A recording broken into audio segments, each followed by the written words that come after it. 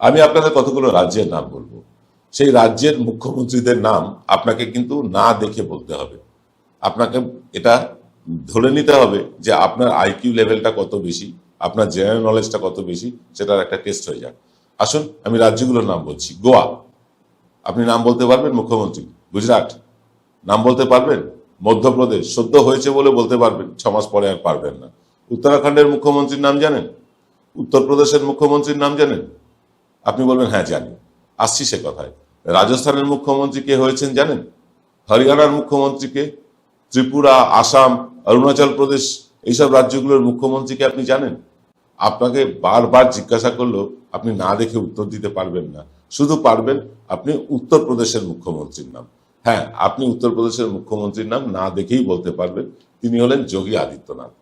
আচ্ছা, কখনো ভেবে দেখেছেন কি যে কেন বাকি রাজ্যের মুখ্যমন্ত্রীর নাম আপনি মনেই করতে পারেন না? আমরা আজ সরগরমে আপনার সেই চিন্তায় কিছুটা হলেও রসদ যোগাতে এসেছি।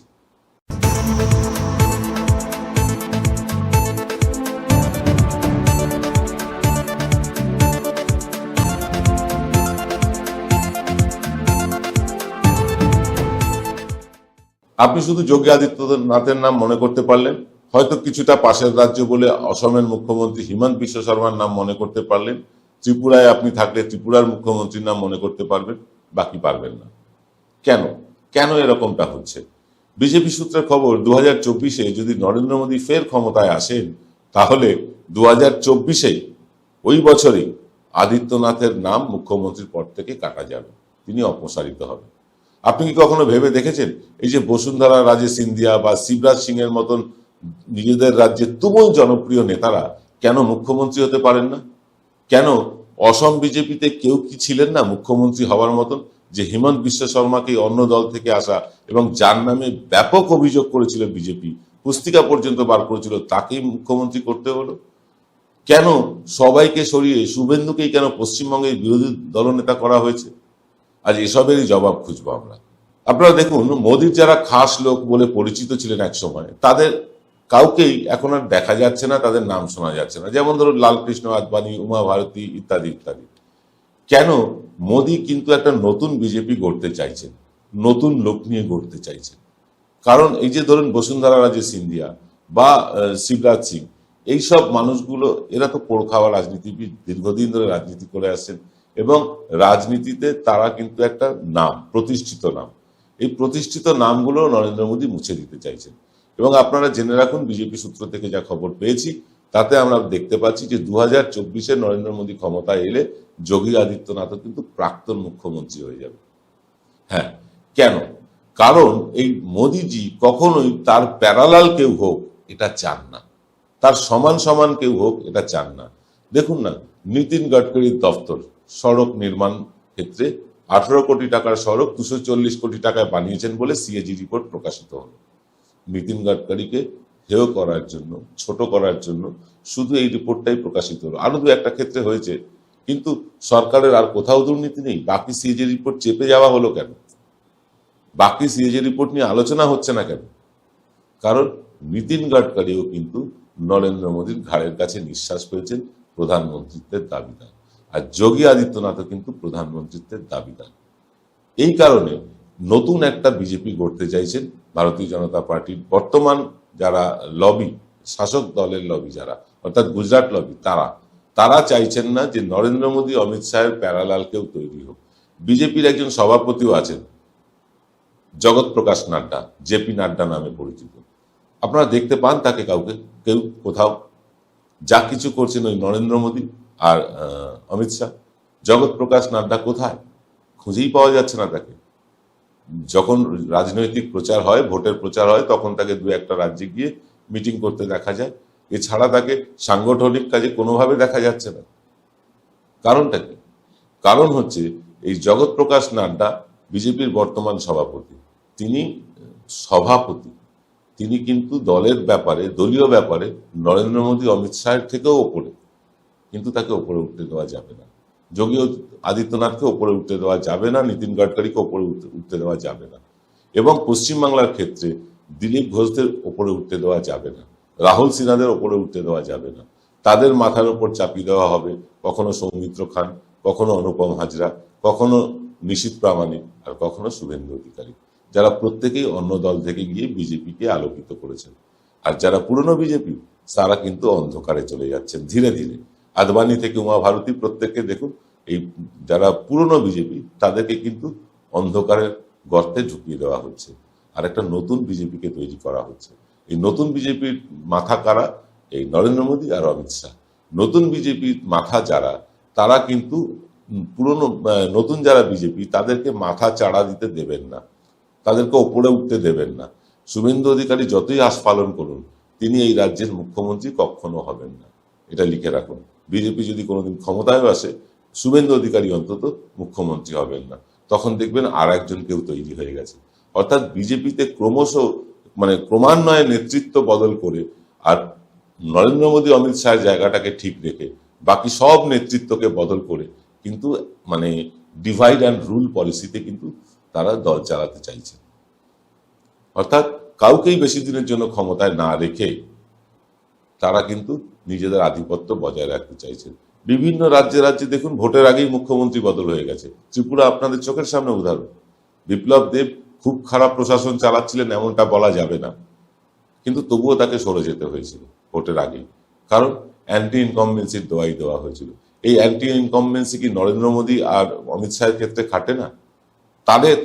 তারা কেন লোকসভা নির্বাচনের আগে নিজেরা সরে গিয়ে অন্য কাউকে প্রধানমন্ত্রী বা স্বরাষ্ট্রমন্ত্রী করছেন না? এ প্রশ্নের উত্তর নেই, কারণ এখানে একটা তানাশাহি চলছে, এখানে একটা স্বৈরতান্ত্রিকতা চলছে। স্বৈরতান্ত্রিকতা কিরকম? মোদী শাহ যা বলবেন সবাইকে তা শুনতে হবে, যিনি না শুনবেন, যিনি বেসুরো হবেন, যিনি সতপাল মালিকের মতন গিয়ে মিডিয়ায় বলে দেবেন যে আমার কাছে টাকা ঘুষ দিতে চেয়েছিল বিশেষ একটি কোম্পানি, তার বাড়িতে সিবিআই পাঠানো হবে। এই হচ্ছে বর্তমান বিজেপির অবস্থা। তথাগত রায়ের মতন লোককে মুখ বন্ধ করিয়ে দেওয়া হচ্ছে, বলা হচ্ছে ওপর থেকে নির্দেশ আসছে আপনি মিডিয়ার সামনে মুখ খুলবেন না, পরিষ্কার তাকে জানিয়ে দেওয়া হচ্ছে। তো এইরকম যারা বেবাক হয়ে কথা বলতে পারে, যারা দলের শুদ্ধিকরণের জন্য দলের সমালোচনা করতে পারে, তাদেরকে চুপ করিয়ে দেওয়া হচ্ছে। আর যারাই নরেন্দ্র মোদী অমিত শাহের কাছাকাছি এসে পৌঁছবেন, অর্থাৎ ঘাড়ের কাছে এসে পৌঁছলেও তাদের কিন্তু হাঁটু থেকে বসিয়ে দেওয়া হচ্ছে। এটা কিন্তু আমরা লক্ষ্য করছি। আদবানিজি এবং উমা ভারতী ইত্যাদিদের অবস্থা দেখলে সত্যি খারাপ লাগে। তারাই তো শুরু করেছিলেন এই হিন্দুত্বের মুভমেন্টটা। বাবরি মসজিদ ভাঙাটা ভালো না খারাপ সেই জায়গায় যাচ্ছি না, কিন্তু তারাই রিস্ক নিয়ে শুরু করেছিলেন। আজকে তারাই প্রাপ্ত। প্রধান মুখকে অজিত পাওয়ার, হেমন্ত বিশ্ব শর্মা, শুভেন্দু অধিকারী, এইরকম মানুষ হচ্ছেন এখন প্রধান মুখ। এই ধরনের এই যে দ্বিতীয় বা তৃতীয় লেয়ারের ওপর শাসন করা যতটা সহজ, ঠিক ঘাড়ের কাছে নিঃশ্বাস ফেলা মানুষকে কন্ট্রোল করা মোদী অমিত শাহের কম্য না। তারা বুঝে গিয়েছে। তারা নীতিন গডকারিকে কিছুতেই নিয়ন্ত্রণ করতে পারবেন না। নীতিন গডকারির কাছে 4খানা দপ্তর ছিল মন্ত্রিত্বের, কমতে কমতে এখন একটা এসে দাঁড়িয়েছেন। আগামী দিনে তিনি টিকিট পাবেন কিনা এই নিয়ে প্রশ্ন চিহ্ন উঠছে। যোগী আদিত্যনাথকে বলা হচ্ছে তুমি স্বরাষ্ট্রমন্ত্রী হয়ে যাও, তুমি গোরখপুর থেকে দাঁড়াও। যোগী আদিত্যনাথ সাফ বলছেন আমি স্বরাষ্ট্রমন্ত্রী হব না, কারণ তার অ্যাম্বিশনটা আরো বড়। তিনি প্রধানমন্ত্রী হতে চান এবং সত্যিই দাবিদারও তিনি। বিজেপি যদি ক্ষমতায় আসে, কেন তিনি দাবিদার হবেন না?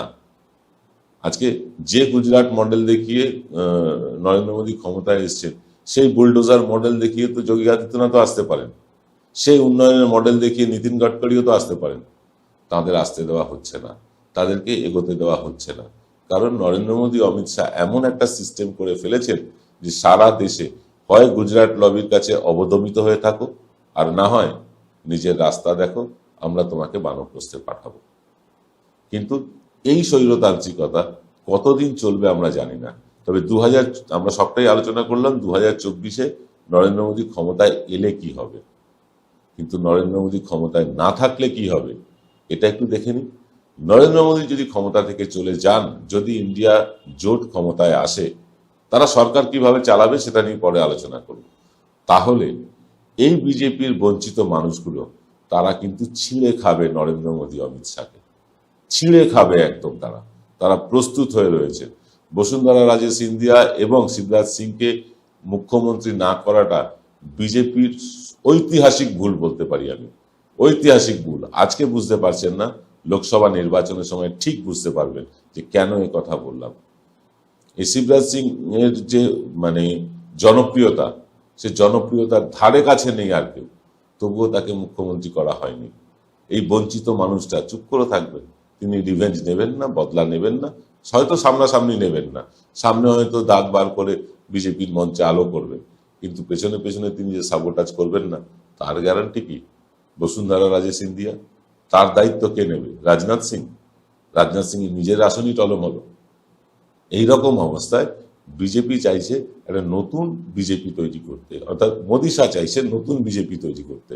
তাই 150 আসনে তারা প্রার্থী বদল করতে চায়। 150 আসন লোকসভা আসনে তারা প্রার্থী বদল করে নতুন মুখ তুলে আনতে চাইছে। এটা বিজেপির রিপোর্ট। তবে যাই করুন না কেন, 2024-এ নরেন্দ্র মোদী যদি ক্ষমতায় না আসেন, নরেন্দ্র মোদী এবং অমিত শাহ দুরবস্থা হবে ভারতের সবচেয়ে বেশি। যত মানুষ আছেন, যত প্রান্তিক মানুষ আছেন, তাদের থেকেও খারাপ অবস্থা হয়ে যাবে এই মোদী এবং শাহের। মিলিয়ে নেবেন আমার কথাটা। আজ এই পর্যন্ত। শুভরাত্রি।